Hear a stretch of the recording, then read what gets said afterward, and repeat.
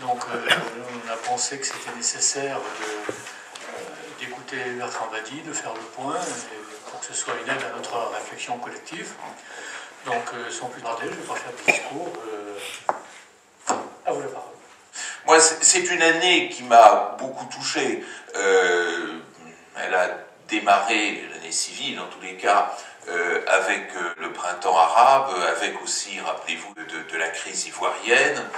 J'ai toujours pensé qu'avec la fin de la bipolarité, le centre de gravité des relations internationales se déplaçait, il se déplaçait vers le sud, il se déplaçait vers les sociétés de souffrance, mais ça m'a touché aussi et surtout parce que ça m'a conforté dans l'idée que je crois être l'idée force actuellement de la redéfinition des relations internationales, à savoir que nous sommes de moins en moins dans des relations internationales et de plus en plus dans des relations intersociales. C'est-à-dire que nous sommes de moins en moins dans des logiques de compétition d'État. Certes, la compétition de puissance est toujours réelle, je ne le nie pas, mais les sociétés sont de plus en plus proactives, là où les États sont de plus en plus réactifs.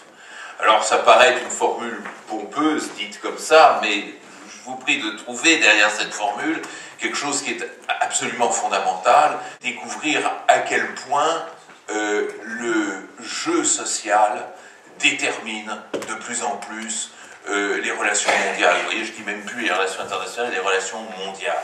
Ce qui nous oblige à changer complètement notre grammaire d'analyse, à repenser les catégories classiques des institutions internationales, des relations internationales, du droit international.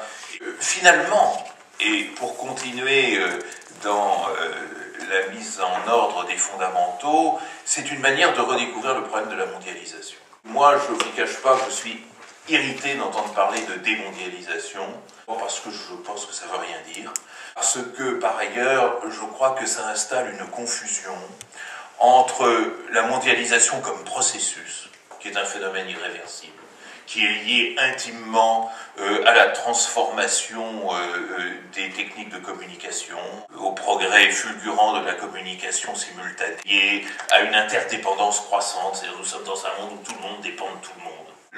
Le faible dépend du fort, mais de plus en plus le fort dépend du faible aussi. Ce n'est pas réversible, ça ne peut pas être aboli. C'est pourquoi la mondialisation comme processus appartient vraiment à un moment de l'histoire, comme on aurait dit autrefois, correspond à une nécessité qui est en quelque sorte la résultante de ce que les hommes ont fait sur cette terre. J'aime dire que la mondialisation, c'est comme le cholestérol, il y a la bonne mondialisation et la mauvaise mondialisation. Et la bonne mondialisation, ça veut dire plein de choses, on n'entend jamais parler. Il y a une mondialisation de gauche, ça existe, il faut la promouvoir, il faut la construire, il faut l'affirmer. Il n'y a aucune raison de dire que la mondialisation est la propriété de la droite. Et derrière la mondialisation de gauche, il y a des choses que nous, en France, nous avons inventées. La solidarité internationale, elle a trouvé ses premières armes dans la pensée française à la fin du 19e siècle. Il y a tout un tas de valeurs de gauche qui sont les biens communs de l'humanité, les droits de l'homme, qui sont les mouvements sociaux transnationaux, qui sont le droit des peuples, dont on ne parle jamais, et en n'en parlant jamais, on laisse effectivement s'instaurer cette synonymie mondialisation et mondialisation de droite, et on confond le processus avec l'usage, qui en effet est excluant, qui est inégalitaire, qui est coercitif, qui est arrogant, qui est aristocratique. Derrière cette oligarchie de la diplomatie de club, une aristocratie qui s'affirme, qui se place au-dessus des autres peuples. L'Occident ayant perdu son vis-à-vis qui était le bloc soviétique, maintenant a besoin de se redéfinir par rapport à autre chose, et comme il n'y a plus rien en face, cet Occident a tendance à se définir non pas face à autre chose, mais au-dessus d'autre chose, et à se construire comme hiérarchiquement supérieur au reste, comme aristocratie du monde.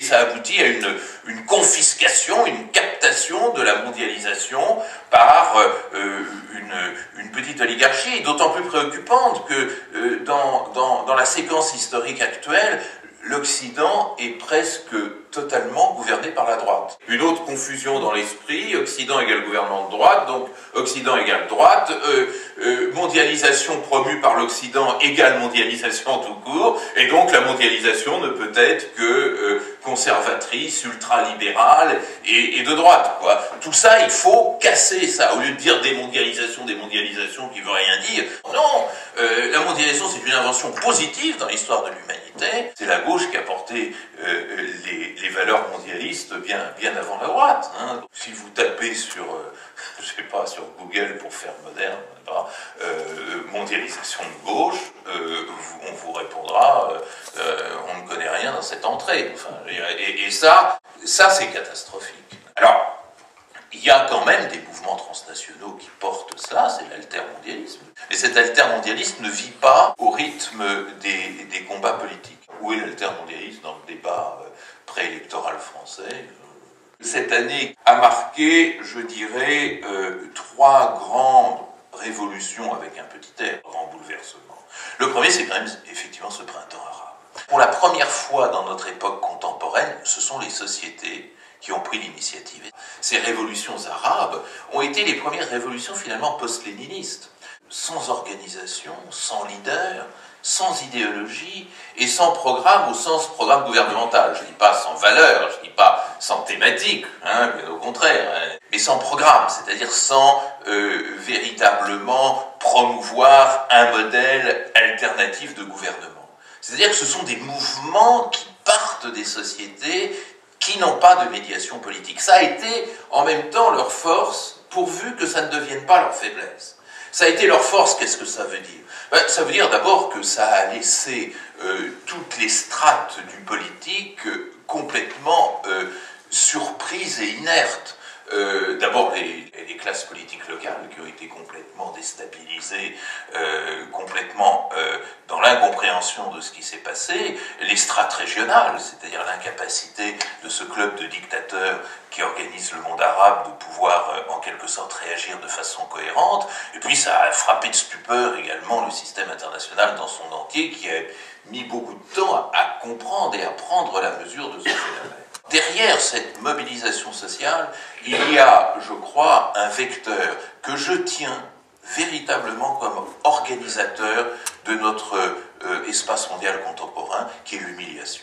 L'humiliation est en train de se parer des vertus révolutionnaires fondamentales dans notre espace mondial, disons post-bipolaire. Le 17 décembre 2010, Mohamed Bouazizi s'est suicidé parce qu'il avait été humilié.